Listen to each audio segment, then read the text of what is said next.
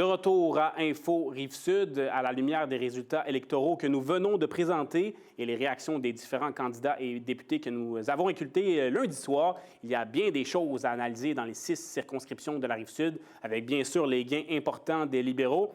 Pour ce faire, nous nous entretenons avec l'analyste politique Salim Idrissi, qu'on a reçu un peu plus tôt. Donc, bonjour, Monsieur Idrissi, merci de prendre le temps avec nous. Bonjour, Olivier. Donc, ce qu'il faut retenir là, pour ce qui est du portrait global de la Rive-Sud, c'est que 3 circonscriptions ont été, à partir de maintenant, aux libéraux et ont été volées au Bloc. Là. Exactement. Donc, sur 6 circonscriptions, désormais, 5 sont occupées par des députés du Bloc, du Parti libéral du Canada. Plus qu'une circonscription qui est détenue par le Bloc, ce qui est en fait quelque chose qui reflète les résultats des élections qu'on a vues hier. À l'échelle nationale. À l'échelle nationale, et puis plus particulièrement au Québec, parce que hier, c'est le Québec qui a donné la victoire à M. Carney et la Rive-Sud de Montréal a contribué à donner cette victoire à M. Carney. Grandement. Et qu'est-ce qui explique cela? Bien sûr, j'imagine que vous allez me parler de guerre tarifaire et de peur de M.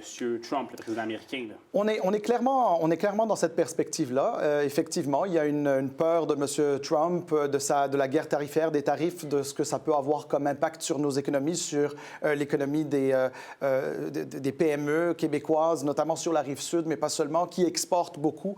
Il y a aussi tout l'aspect gestion de l'offre là, pour tout ce qui est agriculture, etc. C'est quand même très important.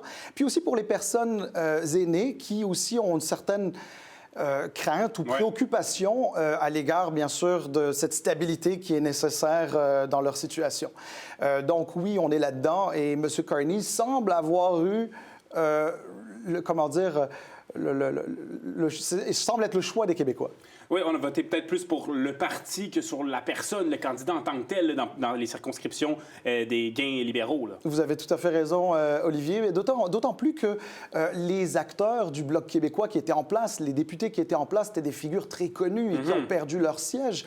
Or, les députés libéraux, enfin en tout cas les nouveaux députés libéraux, les 3 qui se sont rajoutés, ce sont, je dis respectueusement, un peu des inconnus qui sont un petit peu en train de faire leur marque dans la communauté, mais qui sont fondamentalement pas aussi connus que ceux qui étaient là, leurs prédécesseurs du Bloc. Tout à fait. Parlons de ces candidats méconnus. D'abord, dans Longueuil-Saint-Hubert, M. Natilien-Joseph, qui a défait Denis Trudel, une course très serrée. Là.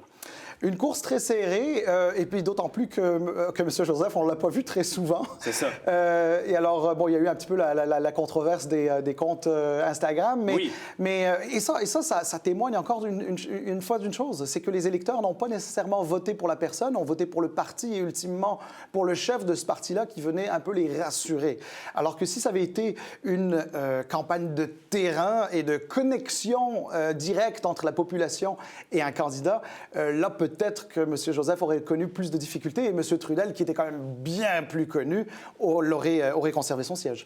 Pour M. Joseph, il faut préciser qu'au moment où on enregistre cette entrevue, la victoire n'est pas encore concédée, mais elle est très, très probable. Vous l'avez dit aussi, M. Joseph n'a quasiment pas fait de campagne. C'était une stratégie, justement, qui a été bénéfique pour lui, là. Il n'a pas participé à plusieurs entrevues, ne s'est pas présenté à des débats, etc. Là. Non, effectivement, mais vous savez, moi j'évite toujours un petit peu aussi de faire trop de jugements très rapides pour la simple et bonne raison que, vous savez, en 2011, Mme Ruth Hélène Brosseau s'était fait élire pendant qu'elle était à Las Vegas, puis ça ne l'a pas empêché par la suite de faire 2 mandats de députée et très appréciée au point... Bon, elle a perdu hier dans son comté de la Mauricie, mais il reste qu'elle était très appréciée dans le coin.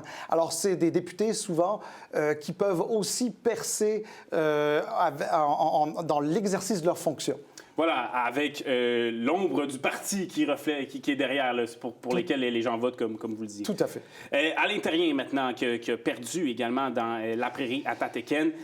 Gros échec pour le Bloc. C'est un énorme échec. D'ailleurs, un peu plus tôt aujourd'hui, je regardais le point de presse de Yves-François Blanchet, le chef du Bloc québécois, qui était...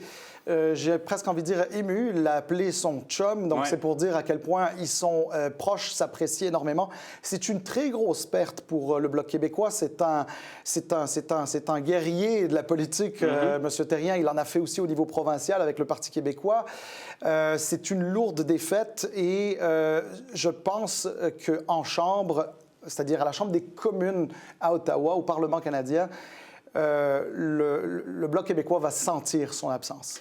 Donc, bonne campagne pour M. Jacques Ramsay, côté des libéraux, là. Alors, Jacques Ramsay est une personne qui est très apprécié des gens de la prairie. C'est un médecin de famille, coroner, et je pense que personne ne l'avait nécessairement vu sur son radar, mais disons qu'entre la bonne réputation qu'il semble avoir, associée à la vague Carney, si vous voulez, j'ai tempéré mes mots, là, pas nécessairement une grande vague, mais en tout cas, ça a donné un souffle supplémentaire à sa campagne.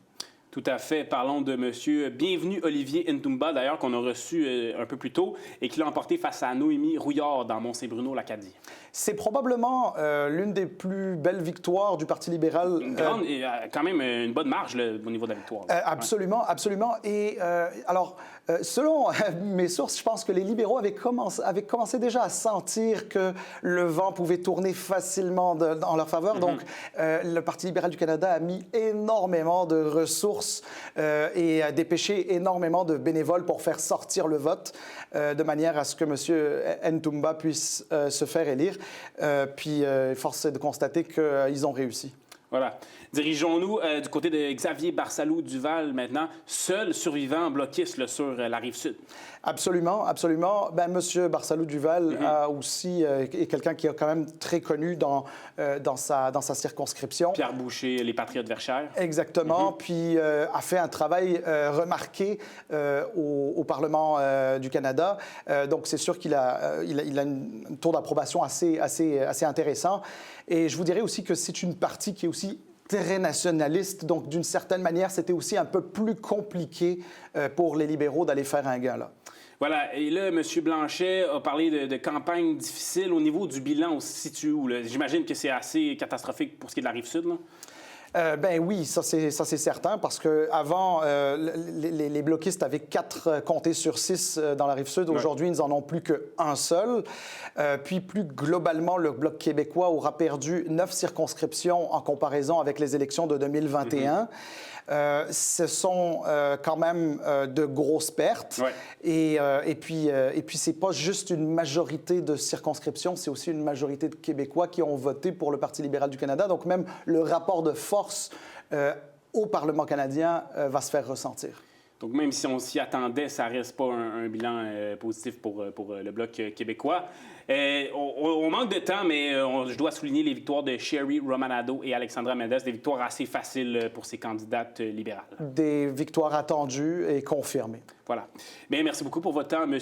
Salim Idrissi, analyste politique. Merci beaucoup. Ça me fait plaisir. C'est ce qui complète notre émission spéciale élection. C'était Info Rive-Sud. À la prochaine.